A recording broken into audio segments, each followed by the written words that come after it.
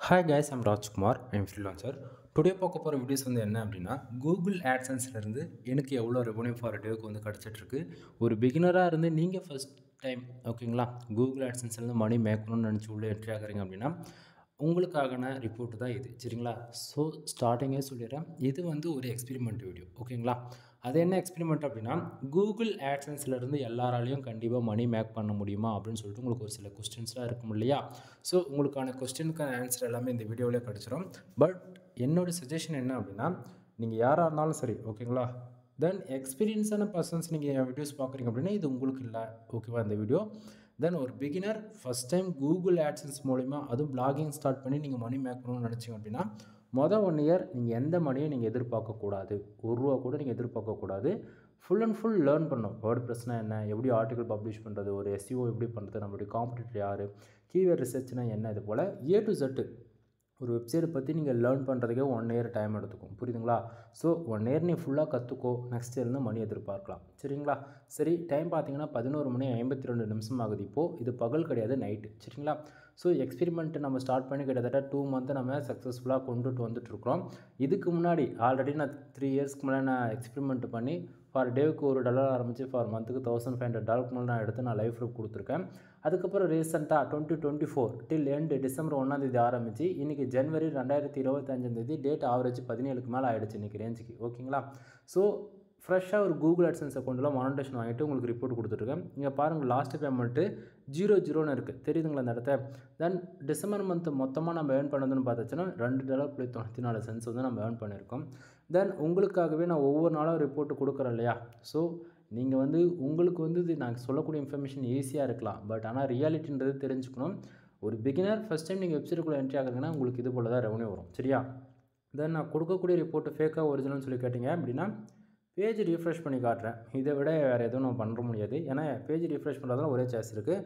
அதே போல் கண்ட்ரிஸ் பேஜஸில் எவ்வளோ வந்திருக்கு அதையுமே நான் உங்களுக்கு மாற்றி காட்டுறேன். சரிங்களா? நேற்றுக்கு வந்ததுக்கு கிட்டத்தட்ட 1200 பேர் 210 பேர் வந்திருக்காங்க. இன்றைக்கி பார்த்தாச்சுன்னா ஆவரேஜாக 1260 பேர் வந்திருக்காங்க. தென் சேனலை ரெகுலராக வாட்ச் பண்ணவங்களுக்கு தெரியும் நம்ம சேனல் ரிப்போர்ட் கொடுக்குறது ஒரிஜினலாக ஃபேக்கான்னு சொல்லிட்டு. சரியா? சரி, நம்ம டாப்பிக்குள்ளே போயிடலாம். ஃபர்ஸ்ட் ஆஃப் ஆல் நமக்கு $20 எவ்வளோ கிடச்சிருக்கு அப்படின்னா 0.25 நமக்கு கிடச்சிருக்கு. எஸ்டே அதாவது நேற்றுக்கு 0.26 கிடச்சிருக்கு. லாஸ்ட் 7 டேஸில் $2.64 கிடச்சிருக்கு. திஸ் மந்தில் ஓவராலாக நம்ம ஏர்ன் பண்ணது எவ்வளோனா $3.68 கிடச்சிருக்கு. தென் பேலன்ஸ் பார்த்திங்கன்னா $2.94 நமக்கு கிடச்சிருக்கு. நண்பா நல்லா புரிஞ்சுக்கணும், போன மந்த்து ஃபுல்லாக ஏர்ன் பண்ணது எவ்வளோனா $2.94 தான். பட் ஆனால் இந்த மந்த்து பார்த்திங்கன்னா $3.68. இது நல்ல ஒரு இம்ப்ரூவ்மெண்ட்டு தான். அதாவது உங்களை பொறுத்த வரைக்கும் என்ன ஒரு மாதம் மாதமே $10 கம்மியாக ஏர்ன் பண்ணுறீங்க, இது ஒரு நல்ல ரெவன்யூ அப்படின்னு சொல்லி கேட்டிங்க அப்படின்னா நல்லா புரிஞ்சுக்கணும். எனக்கு மணின்றது செகண்ட் ஒன்று தான். ஓகேவா? ஏன்னா நான் நினச்சேன்னா இன்றைக்கி ஒரே நாளைக்கு $100 எடுக்க முடியும், ஒரே நாளில் $1000 எடுக்க முடியும். அது எப்படி ஒர்க் பண்ணுறது எனக்கு தெரியும். பட் ஆனால் ஒரு பிகினர் நீங்கள் பார்க்குறீங்க அப்படின்னும் போது இது உங்களுக்கு இப்படி தான் இருக்கும் இனிஷியலில். ஓகேவா? அது 3 இல்லை 6 மாதம் வரைக்கும் இப்படி தான் இருக்கும். நீங்கள் பொறுமையாக இருந்து தான் ஆகணும், வேறு வழியே கிடையாது இந்த ஃபீல்டை பொறுத்த வரைக்கும். சரிங்களா? இது ஏன்னா இப்படி சொல்கிறேன்னா இங்கே பேஜ் வியூ அண்ட் டிராஃபிக் பாருங்கள் எனக்கு எவ்வளோ வந்திருக்கு அப்படின்னா பர்ஃபார்மன்ஸில் இந்த இடத்த நான் தெளிவாக சொல்லிட்டு இருக்கேன். புரியுதுங்களா? ஸோ கிட்டத்தட்ட 1260 பேர் வந்திருக்காங்க. இந்த 1260 பேரும் சோஷியல் மீடியா டிராஃபிக்கா அப்படின்னு சொல்லி கேட்டிங்கன்னா கிடையாது. இன்ஸ்டாகிராம் தென் டெலகிராமு ஃபேஸ்புக் இந்தமாரி என்ன ஆட்ஸ் ரன் பண்ணுறீங்கன்னா எதுவுமே கிடையாது. ஃபுல் அண்ட் ஃபுல் வரக்கூடிய டிராஃபிக் எல்லாமே 100% ஆர்கானிக் டிராஃபிக் தான். புரியுதுங்களா நான் என்ன சொல்ல வரேன்றது? ஸோ உங்களுக்கு அதாவது நீங்கள் நிறைய பேர் நம்மக்கிட்ட வாட்ஸ்அப் இருக்குதுப்பா, நம்மக்கிட்ட சோஷியல் மீடியா டிராஃபிக் இருக்குது அப்படின்னு நினச்சிட்டு நீங்கள் உள்ளே வரீங்கன்னா இது 100% உங்களுக்கு சாட்டிஸ்ஃபேக்ஷன் கொடுக்காது. ரீசன் என்ன அப்படின்னா ஃபுல் அண்ட் ஃபுல் வரக்கூடிய டிராஃபிக் எல்லாமே டேரெக்டாக இருக்குது அப்படின்னா உங்களுடைய ஆட்சன்ஸ் அக்கௌண்ட் க்ளோஸ் செய்யப்படும். அல்லது கூகுள் ஆட்சன்ஸ் எல்லாம் ஆலிம்ன்ற ப்ராப்ளத்துக்குள்ளே போகும். தென் அது மூலிமா போகுது அப்படின்னா உங்களால் ஆன்லைன் மணியும் மேக் பண்ண முடியாது. சரிங்களா? ஸோ எனக்கு வரக்கூடிய 95% ஃபுல் அண்ட் ஃபுல் ஆர்கானிக் தான் எல்லாமே. அதுவும் full and full desktop audience. Then இங்கே மொபைலில் வியூ பண்ணுறதே ரொம்ப கஷ்டமாக இருக்கும். அப்படி நம்ம டெஸ்க்டாப்பில் வர வைக்கிறோன்னா நம்ம எது போல் கண்டென்ட் கொடுக்குறோம் அப்படின்றது ஒன் டைம் திங்க் பண்ணுங்கள், உங்களுக்கே புரியும். சரியா? சரி, இந்த இடத்துல எதனால் அந்த நான் சொல்ல வரேன்னா கிட்டத்தட்ட ஒரு நாளைக்கு நமக்கு வெப்சைட்டுக்கு 1200 பேர் ஆவரேஜ் பண்ணி வந்திருக்காங்க. சரிங்களா? ஸோ இந்த 1200 பேருக்கு ஃபார் டேவுக்கு அதாவது 1000 பேர் மினிமமே நீங்கள் கடத்தணும். 1000 பேர் வந்தாலே நமக்கு இந்தியாவில் வெறும் 0.025 சென்ஸ் தான் 0.25 சென்ஸ் தான் நமக்கு கிடைக்குது ஃபார் டேவுக்கு. அதாவது எனக்கு சரிங்களா. இது வந்து நான் ஒர்க் பண்ணக்கூடிய கேட்டகரிக்கு இவ்வளோ கம்மியான சிபிசி அண்ட் பேஜ் ரிவ்யூ கிடைக்கலாமா தவிர, நீங்கள் வந்து ஒரு இன்சூரன்ஸ் லா பேஸ் பண்ணி ஒர்க் பண்ணலாம், இல்லை health and fitness, gym workout, அதுமாரி ஃபைனான்ஷியல் ரிலவெண்ட்டாக நீங்கள் எதை ஒர்க் பண்ணாலும் சிபிசிக்குன்றது கொஞ்சம் முன்ன பின்ன இருக்கும். ஓகேங்களா. பட் ஆனால் ஒன் கண்டிஷன் என்னென்னா, 1000 பேர் வந்தாலே ஒரு நாளைக்கு $1ன்றது வராதுன்றது நீங்கள் தெரிஞ்சுக்கணும். புரியுதுங்களா. அதை விட்டுட்டு ஒரு 100 பேர் வராங்க, 300 பேர் வராங்க அப்படின்னு சொல்லிட்டு நீங்கள் உள்ளே என்ட்ரி ஆகிறீங்கன்னா, கண்டிப்பாக சொல்கிறேன், ரொம்ப ரொம்ப ரொம்ப ரொம்ப ரெவன்யூன்றது கம்மியாக தான் இருக்கும் ஆட்சன்ஸ் பொறுத்த வரைக்கும். சரிங்களா. சரி, இது இன்னுமே கொஞ்சம் டெப்த்தாக பார்ப்போமா. மேலே இருக்கக்கூடிய அந்த ஏர்னிங் செக்ஷன்ஸ் இருக்குல்ல, அதில் வந்து பார்த்தீங்கன்னா $2 நமக்கு 0.25 வந்து இருக்கு இல்லையா, அந்த செக்ஷனில் பர்டிகுலராக, அதாவது இதில் நமக்கு ஃபார் டேவுக்கு 1 ஹவருக்கு ஒன்ஸ் எவ்வளோ ரெவன்யூ வந்தாலுமே அதை அப்படியே திஸ் மந்தில் ப்ளஸ் பண்ணி, அதாவது திஸ் மந்தில் அந்த $3.68 இருக்கு இல்லையா, அதில் ரிஃப்ளெக்ட் ஆகி காட்டும், அதாவது ப்ளஸ் பண்ணி காட்டும். டுடே செக்ஷனில் இப்போ 0.25 இருக்கு, ஒன்று இடத்துல $100 இருக்குது அப்படின்னா, திஸ் மந்தில் இப்போ ஆவரேஜாக இப்போ ஆல்ரெடி அந்த 25 சென்ட்ஸ் ப்ளஸ் பண்ணி தான் $3.68 காமிச்சிருக்கு. அப்போ $100 வருதுன்னா $103.68 இப்படி காட்டும். புரியுதுங்களா.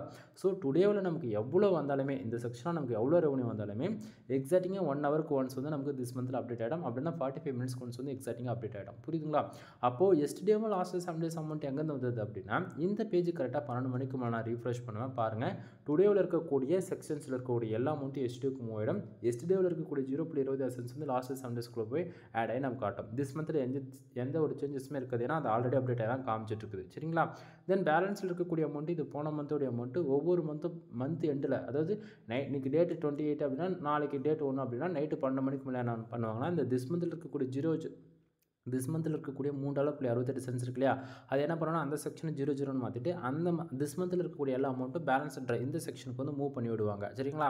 ஸோ இந்த பேலன்ஸில் இருக்கக்கூடிய இந்த அமௌண்ட் எப்போ வந்து நம்ம பேங்க் அக்கௌண்ட்டுக்கு வரும்னா, $100 இந்த செக்ஷனில் நமக்கு வந்து ஆட் ஆன பிறகு கீழே லாஸ்ட் பேமெண்ட் இருக்குது பார்த்தீங்களா, அங்கே வந்து மூவ் பண்ணணும். ஓகேங்களா. ஸோ இது ஓவராலாக ஒரு 50 நாள் ப்ரொசீஜராக இருக்கும். மந்த்து மொத்தம் ஏர்ன் பண்ணது 30 நாள் கணக்கு வச்சுக்கோங்க ஆவரேஜ் பண்ணி.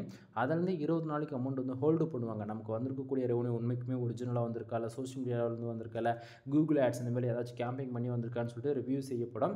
ஸோ உங்களுக்கு வரக்கூடிய ரெவன்யூ 100% ஜென்யூனாக இருக்குது அப்படின்னா 20 டேஸ் ஹோல்டு பண்ணி உங்கள் பேங்க் அக்கௌண்ட்டுக்கு அனுப்பிச்சி விட்ருவாங்க. புரியுதுங்களா. ஸோ கூகுள் ஆட்ஸன்ஸ் பொறுத்தவரைக்கும் இப்படி தான் பேக் அண்டில் ஒர்க் ஆகும். டைம் பாருங்கள் 11:58 ஆகிடுச்சு. இப்போ உங்களுக்காக ஒரு டைம் நான் மறுபடியும் பேஜ் ரிஃப்ரெஷ் பண்ணுறேன். ஏன்னா 12 மணிக்கு மேலே ரீஃப்ரெஷ் பண்ணிட்டோம் அப்படின்னா டுடேயோட இருக்கக்கூடிய கண்ட்ரிஸ் பேஜஸ் எல்லாமே மாறி போயிடும். ஓகேங்களா. ஸோ நல்லா பாருங்கள், எஸ்டே 1210 பேர் வந்திருக்காங்க. டுடேவில் வந்து கிட்டத்தட்ட 1260 பேர். அதே போல் கண்ட்ரிஸ் வைஸுமே உங்களுக்கு பாருங்கள் எந்தெந்த கண்ட்ரியில் எவ்வளோ வந்திருக்குன்னு. சரிட்டியா. ஏன்னா டுடேவில் தான் அமௌண்ட் எஸ்டேக்கு மூவ் ஆன பிறகு இதெல்லாமே அமௌண்ட் ரிப்போர்ட் வந்து மாறிடும். அதுக்காக தான் நான் உங்களுக்கு மாற்றி காமிச்சிட்ருக்கேன். சரியா. கூகுள் ஆட்சன்ஸ் பொறுத்த வரைக்கும் நமக்கு எதுக்கு தெரியுமா ரெவன்யூ வருது, நம்ம வெப்சைட்டுக்கு 1000 பேர் வந்துட்டால் நமக்கு காசு வந்துடும் நினச்சிட்டு இருக்கீங்களா. அப்படி கிடையாது நண்பா. கூகுள் ஆட்சன்ஸ் பொறுத்த வரைக்கும் ஒரு யூசர்ஸ் நம்ம வெப்சைட்டுக்குள்ளே ஏன் வராங்க, எதுக்காக வராங்க, நல்லா கண்டிப்பாக இது வந்து நமக்கே இந்த கொஸ்டின்ஸ் வந்து இருக்கணும். ஓகேங்களா. நம்ம இடத்தாங்கோத்தோன்னு சொல்லிட்டு ஏதோ பேருக்குன்னு சொல்லிட்டு டிராஃபிக் உள்ளே அனுப்பிச்சிடுறது கிடையாது. ஓகேவா.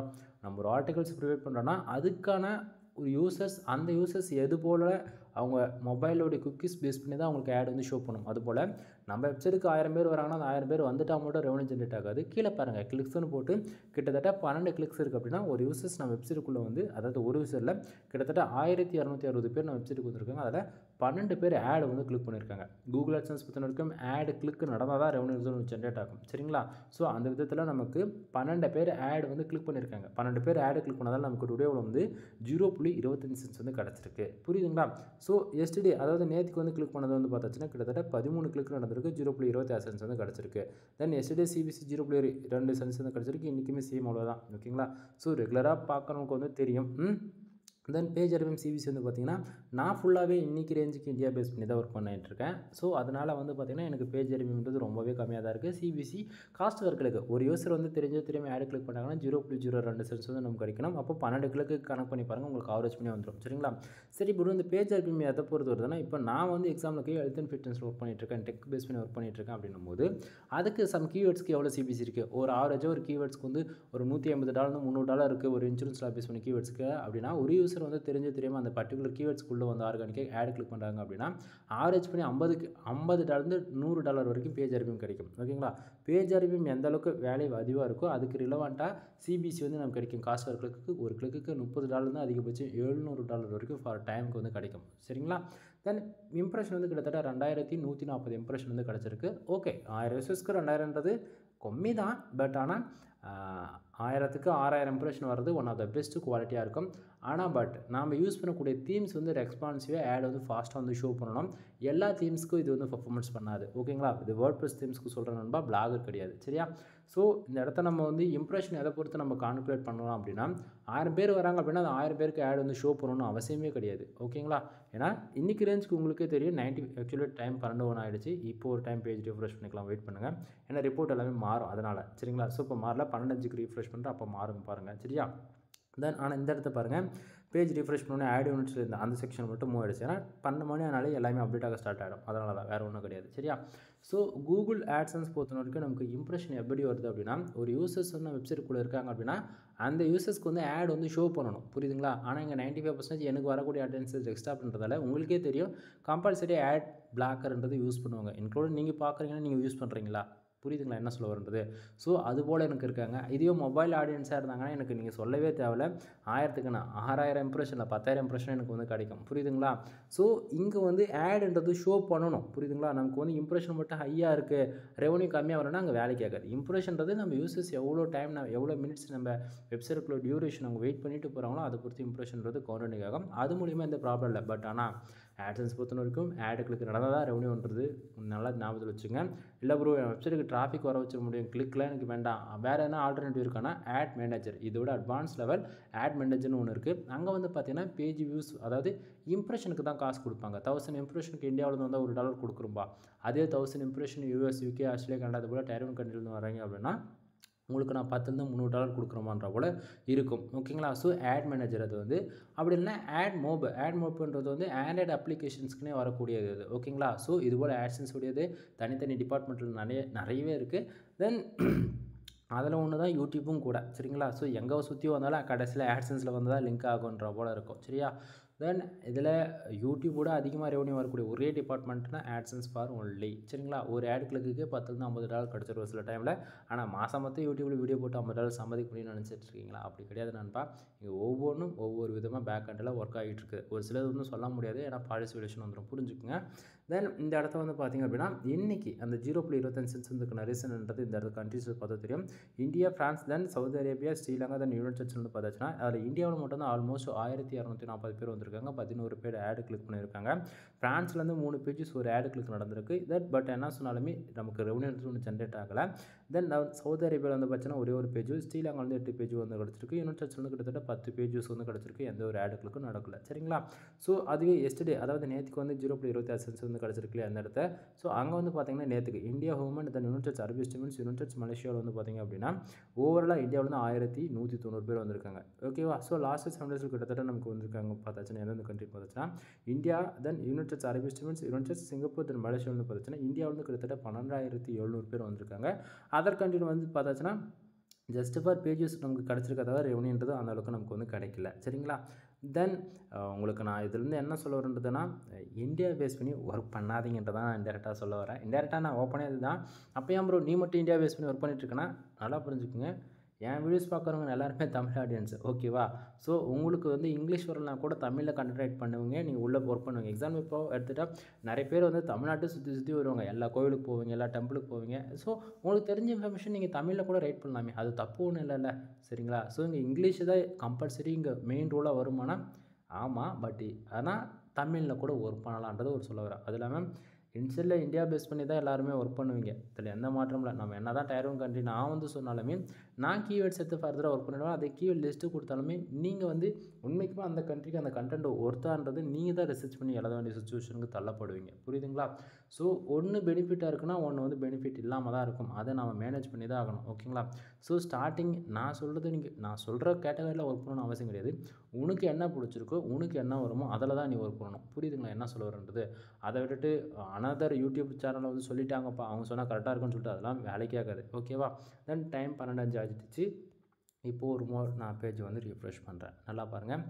ஓகே, நான் சொன்ன போல் இப்போ பார்த்தீங்கன்னா எல்லா ரிப்போர்ட்டுமே மாறி போயிடுச்சு. இவ்வளோ தான் நண்பா. ஓகேங்களா? மறுபடியும் கூட நான் உங்களுக்கு பேஜ் ரிஃப்ரெஷ் பண்ணுறேன். ஏன்னா நம்ம கொடுக்கக்கூடிய ரிப்போர்ட்ஸ் எந்த அளவுக்கு ஒரிஜினல்ன்றது நீங்கள் இதை வச்சு கன்ஃபார்ம் பண்ணிக்க முடியும். சரியா? ஸோ டுடே வந்து எல்லாமே எஸ்டிக்கு வந்துருச்சு. எஸ்டியில் இந்த அமௌண்ட் எல்லாம் லாஸ்ட் 7 டேஸ்க்கு போயிடுச்சு. திஸ் மந்தில் பார்த்தீங்கன்னா $3.68 அப்படியே இருக்குது. தென் பேலன்ஸ் வந்து பார்த்தீங்கன்னா $2.94 அப்படியே இருக்கா. தென் இப்போது வந்து பார்த்துச்சுன்னா எஸ்டேக்கு வந்து நான் மாற்றி காட்டுறேன் 2210 புரியுதுங்களா. பட் ஆனால் இது வந்து இப்போது இந்த நிமிஷத்துக்கு வந்தக்கூடிய டிராஃபிக்கான்னு பார்த்தாச்சுன்னா கிடையாது. ஏன்னா நமக்கு 12 ஆடுகளுக்கு தான் நடந்துச்சு. இது வந்து இந்த செக்ஷன் வந்து அப்டேட் ஆகிறதுக்கு என்னன்னா லேட் ஆகும். ஆல்மோஸ்ட் வந்து ஒரு 45 மினிட்ஸ் கிட்டத்தட்ட எடுத்துக்கும். புரியுதுங்களா.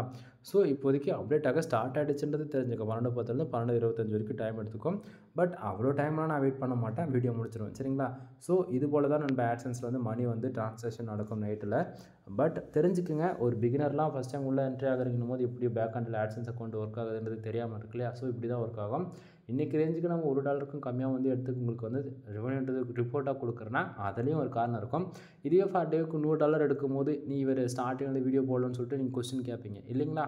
பட் ஆனால் நம்ம சேனலை பொறுத்த வரைக்கும் $1 ஆரம்பித்து ஃபார் டேவுக்கு $1 ஆரம்பித்து ஃபார் மந்த்துக்கு $5,000 $10,000ன்றது எடுக்க முடியுமான்னு சொல்லி எல்லாருக்கும் பல நாள் கனவாக இருக்கு இல்லையா. உங்களுடையதே இது கண்டிப்பாக முடியுன்றது நான் சேலஞ்சாக எடுத்து நான் பண்ணிகிட்ருக்கேன்.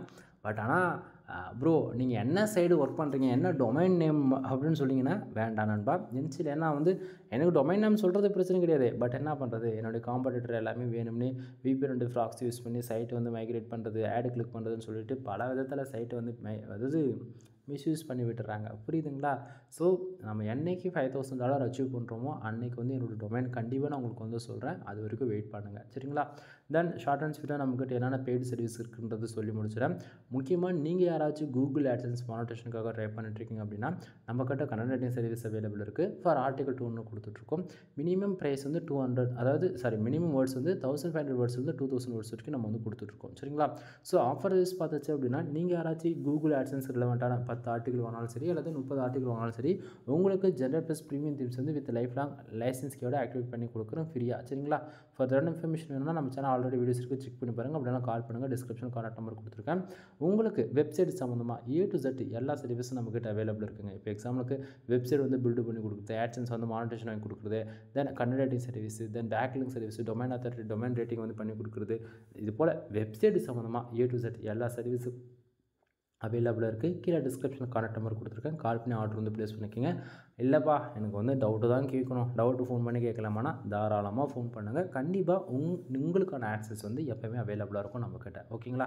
முக்கியமாக லேடிஸ் யாராச்சும் என்னோடய வீடியோஸ் பார்க்குறீங்க அப்படின்னா ஷையாக ஃபீல் பண்ண வேண்டியது இங்கே எதுவுமே கிடையாது. டவுட்டுனா கால் பண்ணி கேட்டால் one of the best solution வந்து உங்களுக்கு கிடைக்குமா தவிர இவர்கிட்ட கால் பண்ணால் ரெஸ்பான்ஸ் பண்ணுவாரா அதெல்லாம் இல்லை. டவுட்டா நைட்டு 12 மணி ஆனாலும் பிரச்சனை கிடையாது.